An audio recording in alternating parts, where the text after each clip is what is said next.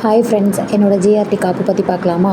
இந்த காப்பு வந்து எனக்கு ரொம்ப நாள் ஆசை. ஒரு 1 இயராகவே நான் இதுக்காக பிளான் பண்ணிகிட்டே இருந்தேன். இதுக்காக நான் நிறையா என்ன பண்ணேன்னா, கோல்டு காயின் வாங்கி இன்வெஸ்ட் பண்ண ஆரம்பித்தேன், சேவ் பண்ண ஆரம்பித்தேன். நிறையா கோல்டு காயின், 20 ருபீஸ் நோட்டு, உண்டியல் சேவிங், இந்த மாதிரி என்ன சொல்கிறது, வேரியஸ் டைப்பில் நான் சேவ் பண்ண ஆரம்பித்தேன். எல்லாமே இந்த காப்புக்காக தான். என்னோடய ஃபேவரட் காப்புனே சொல்லலாம்.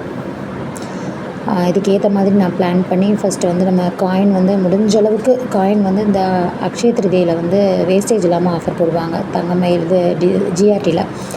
ஸோ நான் டிஜிகோவில் சேவ் பண்ணி இந்த தங்கமயில் காயினு, ஜிஆர்டியில் அந்த அக்ஷய திருதிக்கு வாங்கி இந்த காயினு ப்ளஸ் என்னோடய 20 ருபீஸ் நோட்டு எல்லாத்தையும் கலெக்ட் பண்ணிகிட்டே வந்தேன்.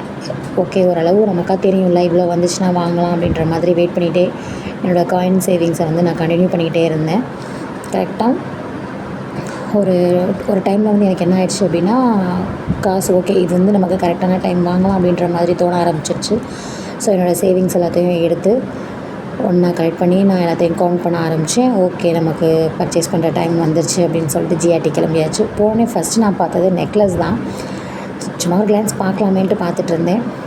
அதுக்கப்புறம் ஓகே, நம்ம காப்புக்கு போகலாம் அப்படின்னு சொல்லிட்டு காப்பு செக்ஷனுக்கு போயிட்டு நான் அது இதுன்னு எதையுமே பார்க்கல, நேராக போனேன். அந்த காப்பை தான் ஃபஸ்ட்டு எடுத்ததுமே பார்த்துட்டு எவ்வளோ வெயிட் இருக்குதுன்னு சொல்லிட்டு என்னோடய காயின்ஸ் எல்லாம் கொடுத்துட்டு அதுக்கேற்ற வெயிட் வருதான்னு பார்த்து கலெக்ட் பண்ண ஆரம்பித்தேன். ஓகே அப்படின்னு சொல்லிட்டு பில்லை போட்டு பர்ச்சேஸ் பண்ணியாச்சு. என்னோடய காப்பு எப்படி இருக்குன்னு கமெண்டில் சொல்லுங்கள். தேங்க்யூ.